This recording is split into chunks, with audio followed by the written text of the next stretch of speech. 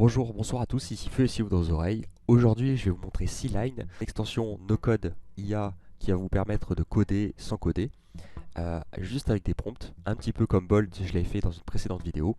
C'est parti. Ce qui est invraisemblable, c'est que je suis parti vraiment d'une idée très brève, très concise. Je savais un petit peu les briques que je voulais faire par rapport à cette idée, mais je suis parti en fait de l'idée de faire un projet et de le vendre juste après. Donc j'ai fait ce projet avec C-Line, que je n'aurais sûrement pas pu faire avec Bolt, à mon avis. Je l'ai fait brique par brique, j'ai monté des prompts et tout. Et là, comme vous pouvez le voir justement avec mon écran, bah en fait, juste à l'heure où je vous parle, je suis déjà à 150 euros alors que je n'ai fait aucune ligne de code. Il faut savoir que justement, j'ai mis. C-Line en fait, ne fonctionne pas avec un forfait. C'est directement en fait avec les open routers OpenAI. Ça m'a coûté 12 euros d'API. Et en 4 heures, ça a été remboursé parce que du coup, je vendais ce pack à 19,99. Donc c'est vraiment exceptionnel. Je ne suis pas codeur, comme pour tout vous dire. Après, c'était une application très simple. Je vais pas revenir là-dessus. Mais voilà quoi. Des choses sont possibles, des choses sont faisables. Croyez en vos rêves et c'est parti. Donc dans un premier temps, si vous voulez justement tester C-Line, vous allez installer Visual Studio Code. Donc c'est quelque chose de très classique pour éditer un petit peu vos codes de projet. Les développeurs le connaissent très bien, mais ça vous permettra d'utiliser l'extension. Donc une fois que vous avez installé Visual Studio Code, bah, en fait vous faites la station est très simple, hein, vous faites suivant, vous allez arriver justement sur ce visuel. Alors j'explique très sommairement, on va dire vous avez votre terminal ici, vos lignes de code qui vont apparaître ici, et là en fait ça va être tous vos projets. Donc on va commencer tout de suite, vous allez directement dans extension, et là vous allez directement installer C-Line. Alors vous l'aurez pas, moi je l'ai préinstallé. Vous avez juste à taper C-Line juste ici, et là en fait il va apparaître, c'est bien celui-ci. Vous cliquez sur installer, et en fait ça va le mettre juste là. Une fois ceci fait, vous allez paramétrer le C-Line, donc vous allez cliquer une fois dessus. Je vous conseille, vous pouvez le déplacer ici, là, c'est beaucoup plus pratique. Ensuite, vous allez directement dans le petit engrenage, et là, vous allez rentrer comme je l'ai fait, votre clé OpenRouter et votre clé OpenAI. Alors, je m'explique. Sur ces différents modèles, comme c'est pas un forfait et que vous payez en fait au token directement sur la plateforme que vous utilisez, C-Line est entièrement gratuit. Ça va être en fait les API que vous allez utiliser qui vont vous coûter. Ou alors d'ailleurs, si vous utilisez un Ollama, ça sera directement hébergé sur votre PC ou votre Mac et vous pourrez du coup l'utiliser gratuitement. Moi, ce que je vous conseille, c'est d'utiliser Claude 3.5 Sonnet qui comporte en fait toutes les capacités, on va dire de technique. Donc, il supporte les images, il supporte le computer use, c'est-à-dire qu'il va pouvoir entrer des lignes de commande dans votre terminal.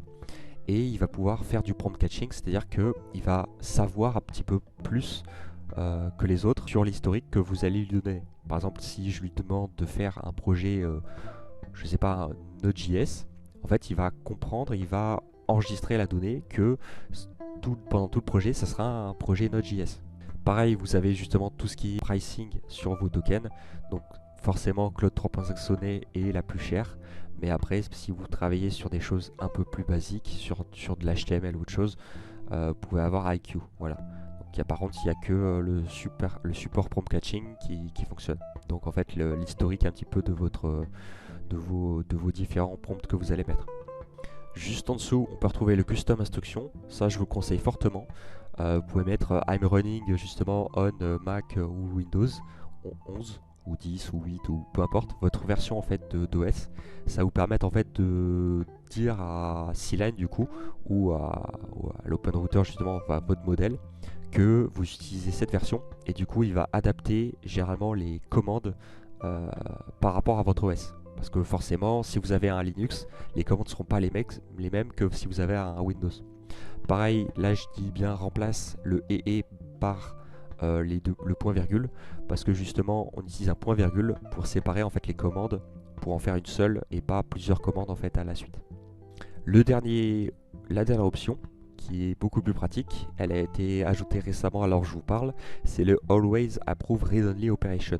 Ça vous permet en fait que C-Line, quand il va chercher à regarder vos fichiers, en fait, c'est directement, il a toujours l'approbation de votre application pour aller regarder les différents fichiers. Par exemple, s'il a besoin de vérifier si quelque chose est bien installé sur votre projet. Donc ça, je vous conseille de la cocher seulement quand vous maîtrisez C-Line. Parce que du coup, forcément, ça coûte des tokens de revérifier et de regarder à quoi ça correspond et s'il peut faire quelque chose justement pour améliorer votre projet. Une fois que toutes ces opérations sont terminées et que vous avez bien paramétré votre C-Line, vous pouvez cliquer sur Down. Donc là, vous allez apparaître justement exactement pareil que Bolt avec un prompt que vous allez mettre ici. Mais juste avant, vous allez cliquer sur Explorer, créer un nouveau fichier, et là que vous allez appeler par exemple projet. C'est là en fait où votre projet va apparaître, et par exemple si vous en avez deux, vous pouvez créer un projet numéro 2. Donc là, j'ai fait un peu n'importe quoi.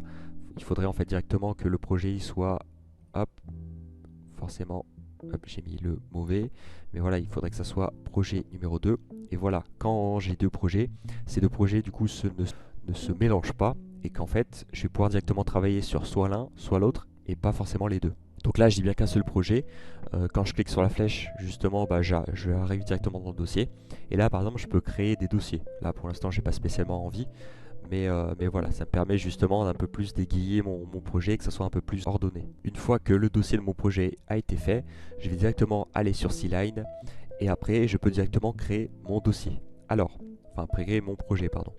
Alors, pour faire ça, je vais directement lui demander avec un arrobase où se trouve du coup le dossier que je vais aller, le projet que je vais aller créer.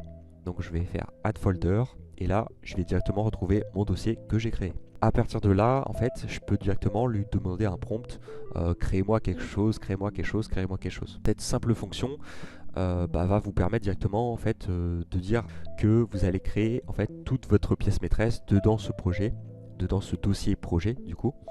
Et après, vous pouvez directement cibler des fichiers. Si par exemple, il a mal fait quelque chose sur le .html, vous pouvez directement cliquer sur Add File, sélectionner le .html. Donc ça, c'est vraiment super pratique. Donc là, pour vous faire une démo, je vais simplement en fait créer un back-end avec un login de portal très simple. Donc là, je l'ai mis plutôt en anglais, Create me login portal with a backend in Node.js. Node.js, bien sûr, qui est la langue que je lui demande. Et donc là, j'ai plus qu'à créer directement sur ça. Alors je vérifie bien que j'ai bien mis la bonne version.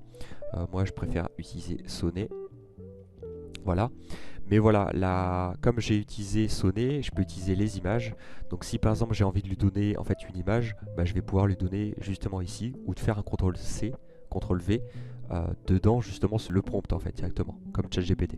Donc là on se retrouve sur mon navigateur, j'ai simplement cliqué sur Login Portal, je pourrais faire Login Portal Template, et là en fait je vais regarder ce que je veux faire. Voilà, il y a beaucoup de modèles, beaucoup de choses que je veux faire. Moi je préfère en fait les templates Dark Theme, donc je vais demander Dark Theme. Et mettons que je veuille m'inspirer de... on va en prendre un simple juste ici. Voilà. Même encore plus simple, on va prendre celui-ci. En fait, je vais pouvoir directement cliquer sur copier l'image ou alors directement faire une impression écran. Hop, voilà. Et après, retourner dans Visual Code et glisser directement mon image en CTRL-V ou alors directement avec le petit appareil photo. Et là, hop, on peut fermer cette fenêtre aussi ici. Ça fonctionne comme des onglets en fait, comme sur navigateur. Et là voilà, il va commencer à dire voilà, je crée un projet avec ça, toujours dans le dossier projet. Je vais créer une structure, je vais faire un package JSON, installer les dépendances, mettre un HTML CSS, voilà, et il vous dit un petit peu. Et après, c'est à vous de lui dire si oui ou si non, selon ce que vous souhaitez faire dans votre projet en fait. Donc là, je fais simplement run commande. Et là, on voit bien qu'il a bien mis les deux points, parce que sinon, il aurait mis en fait les double E, ce qui n'est pas forcément très pratique, parce que le double E, ça vient de Linux. Donc là, il me demande d'installer les dépendances. Bien sûr, c'est un projet Node.js, donc préalablement, il faut que j'installe Node.js sur mon Windows du coup. Et après, en fait, il va directement installer des dépendances sur ça. Donc je vous conseille fortement d'installer Node.js, forcément si vous avez un projet Node.js. Mais moi, c'est déjà le cas. Et en fait, là, voilà, il a directement créé sur ça les lignes de commande qui sont adéquates. Donc là, il installe les dépendances d'Express, de Core et de Parser qui vont permettre en fait de créer la page, le modèle Et là, voilà, il veut enregistrer la page, donc je lui demande Save. Et là, quand je clique sur Explorer, je peux directement voir que dans mon projet, voilà, ça, tout s'anime. Et en fait, il est en train d'installer toutes les dépendances qui sont nécessaires à mon projet. Donc là, vous avez juste à vous tourner les pouces, à cliquer sur Save et à bien vérifier que il vous installe bien les bonnes dépendances. Une fois que c'est fait, voilà, vous faites sauver, sauver, sauver. Pour l'instant, il n'y a pas trop de problèmes là-dessus.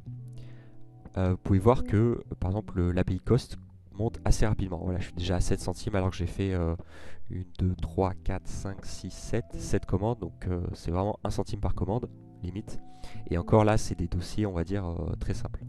Donc là, voilà, il enregistre, enfin, je lui demande en fait d'enregistrer au fur et à mesure, parce que c'est moi qui le fais pour valider en fait ce qu'il fait. Et voilà, il se met par exemple dans le dossier CD, et là, il va commencer à démarrer le projet. Donc là, on peut voir qu'il le run, tout simplement.